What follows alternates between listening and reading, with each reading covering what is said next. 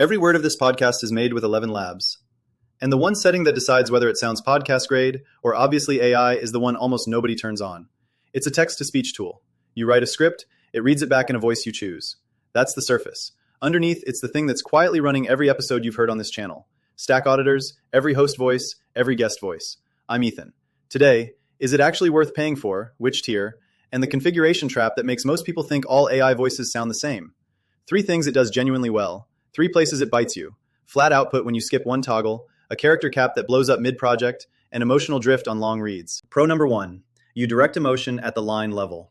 This is the actual editor we use. The voice up top, Stack Auditors-Ethan, that's the voice rendering everything I'm saying right now. The model is V3. And see those brackets in the text body? Matter of fact, curious, chuckle, whispering, those are performance tags. There are about 50 of them, and you can switch them per sentence. The voice carries the shift. The toggle that actually matters lives down here. V3 Enhance. That's the flag that makes those tags audible. With it on, the read has contour, emotional shape. With it off, you wrote 50 tags for nothing. Same script, same voice, completely different output. For comparison, Murph gives you a 5-style dropdown. Play HT, about the same. Speechify, nothing. ElevenLabs is the only one where you direct the performance in line, and the gap widens the longer the read gets, which is exactly where podcasts live. Pro number 2, voice design. You write a description, it builds you a voice. No microphone, no sample audio, no consent paperwork. You type something like warm, mid-30s, dry American operator, right there in the prompt box. The same kind of brief we use for every character on this channel. Hit generate, it gives you 3 options, you pick one, you save it to your library. About 3 minutes, start to finish. Resemble makes you record samples and train for half an hour, $50 a voice. Murph hands you a stock library. Speechify doesn't have it at all. This replaces that whole workflow with a sentence of description. That's the feature that quietly killed sample cloning for us. We stopped recording reference audio entirely. Every character voice on this channel is designed from a written brief now. Pro number 3, and I'll keep it tight. There's a real API under all of this. This is the developer view. Recent activity, those rows are live calls. Post to text to speech, get voices, every one returning a 200. That's our pipeline, our scripts, hitting the REST API in real time. API health over on the right, fully operational, 32 languages, batched in parallel. It's the only one of the 5 tools we'll compare with a documented rate limit per tier table for that parallel synthesis.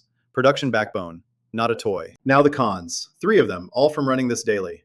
Con number 1 is the same toggle I just showed you, V3 Enhance. The default trap is this. You subscribe to Creator, you generate through the web editor with defaults, you ship the output. It sounds okay but flat. So you blame the model, you lower your expectations. You assume that's just how AI voices sound. You never find the switch. Without Enhance turned on with the V3 model, the output is 30 to 40% more AI obvious. Same script, same voice, 1 flag. We tested it both ways with identical scripts. The gap is unmistakable. The fix is free and takes 1 second. Confirm the V3 model, confirm Enhance is on, then judge the output. If you tested it on the entry tier and walked away, you never heard what it actually does. Con number 2. The character cap blows up mid-project, and it's the number 1 surprise. Here's our actual usage from the last week. Characters consumed, 39,000. Credits used, 21,000. Cost so far? And look at that label, cost before overage surcharge. That's the line nobody reads until they get the next invoice.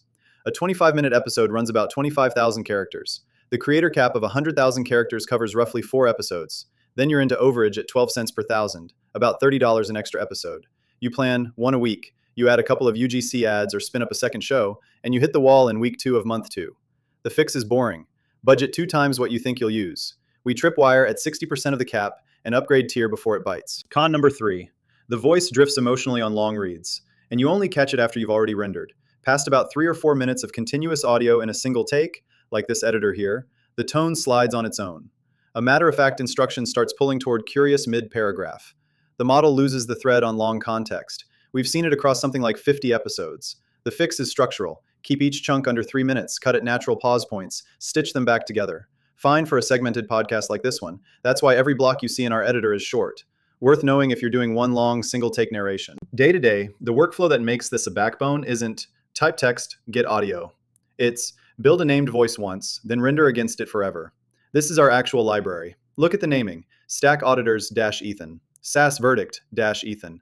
Old Money-a whole cast of voices. Every entry is podcast-character.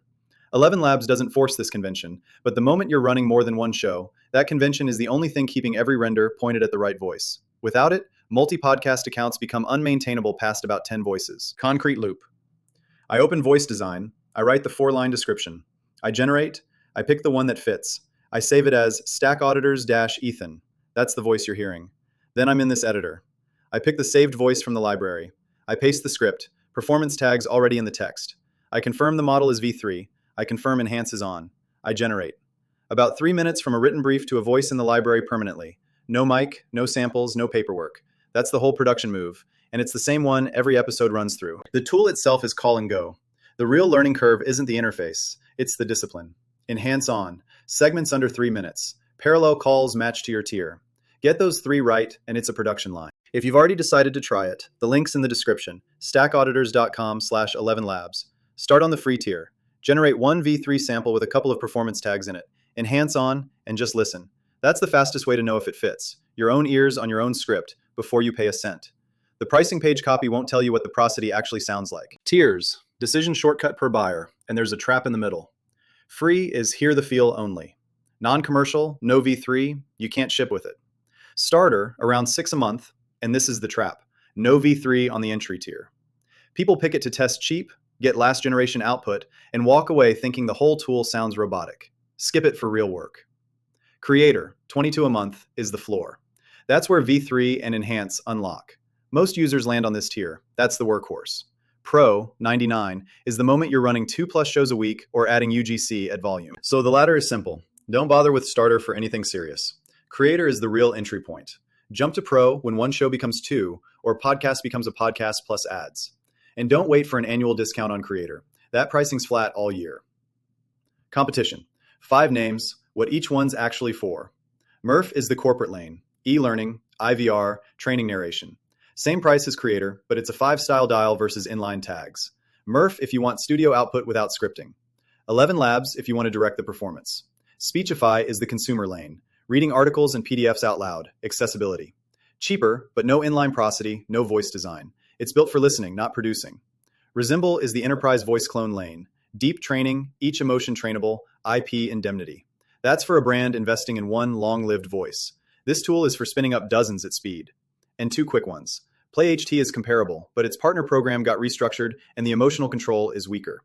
Koki is open source and free, but you're renting GPUs and bringing your own engineers. Build versus buy, and the math only flips past about 50 hours a month of audio. Verdict. And the organizing line is, fit decides this, not price. If you're a solo creator running one podcast or one brand audio workflow, Creator, $22. That's the floor and the home for most of you watching.